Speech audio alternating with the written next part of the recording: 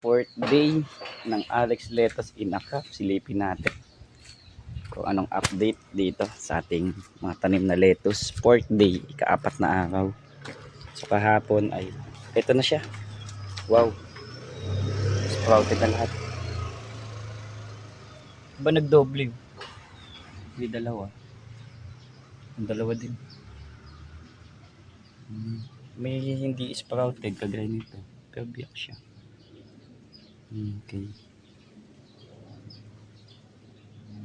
Okay, ganito na siya. Okay, check natin to. Ito ay 4 days.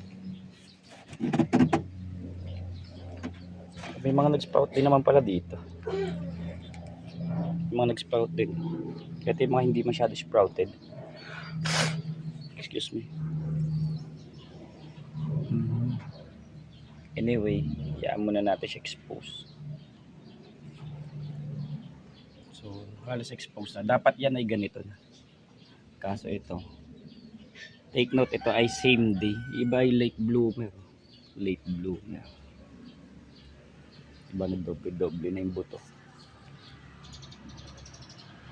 Okay.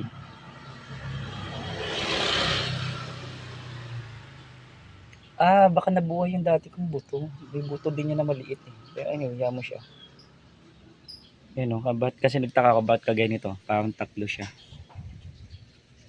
Diba? Yan o. Yung mga nabuhay pa. Anyway, hayaan mo na siya. Kasi tinaniman ko din yun ng lumang buto eh. Hindi nga lang siya nabuhay. Yan kayo ba ang dalawa? Okay lang, hayaan mo siya magdoble-doble. Okay. So, ang kailangan ko lang is gawin to sira. And then may latag na to. So, sunod dyan, lalatag ko na sila. Para makita nyo kung gaano sila kaganda. Okay, ang ganda na. Kala ko bakit, ayun, kagaya niyan, ang dami niya. Tatlo, dalawa. Kasi, bago ko siya lagyan ng buto na pelletize, mayroon din yung buto na ano, yung normal na buto. Parang tingin ko hindi siya nabuhay. Hindi ko sure kung, kasi yung buto na yun is last year pa. Kasi may ang buto kasi alam ko na expire din siya. Pero nabuhay pa siya oh. Kasi dumami. Isa lang kasi nilagay ko dyan eh. 1:1 lang yan. Kasi pag ganitong pelletize ay 99% germination siya. Pero nagtaka ko bakit isa lang nilagay ko. Kala ko damo. Pero ganyan din yung tubo ng normal na lettuce.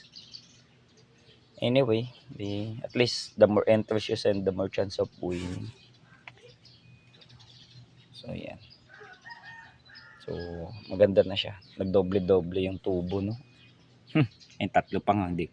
Triple-doble. Anyway, sana mag-survive. Kasi, syempre, may mortality rate pa yan. Iba dyan. Syempre, iba yung init ngayon. Walang masyado nagtataniman lettuce ngayon. Gawa na sobrang init. Lalo yung mga nakakaratkin na nasa may tubo. Hindi sila masyado makakabuhay ngayon. Dahil sa sobrang init. Kasi umiinit yung tubo. Naiinitan yung tubo. Iinit yung tubig na sa loob. Napapaso o nasusunog yung ugat. Hindi kagaya ng Kratkin ito, hindi umiinit yung styro kasi heat resistant yan. So wala siya masyadong effect doon sa loob ng tubig o ng solution.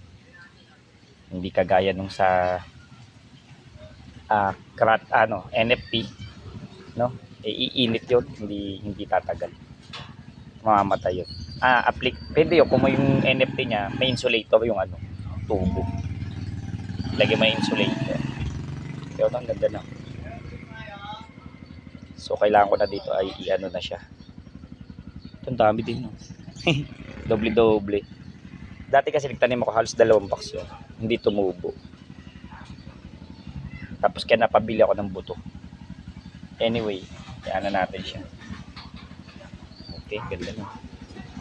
Alex Letos in a cup. Galing. So salamat nga po pala sa mga daming kong delivery kahapon.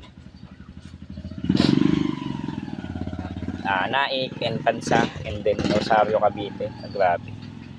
Grabe yung pagod na binigay sa amin kahapon. So wala tayong magagawa. Talagang in demand tayo. So hindi na natin maaawat yung ganun. sitwasyon sa dami ho ng paggawa and then maraming support. At blessings din yun sa atin, at least kahit papaano nakakabayad tayo ng mga bills. Nga lang tayo pahinga. Okay, maraming salamat po. Ang PC mo gawa mo, don't forget to subscribe. Galing. Tatluhan.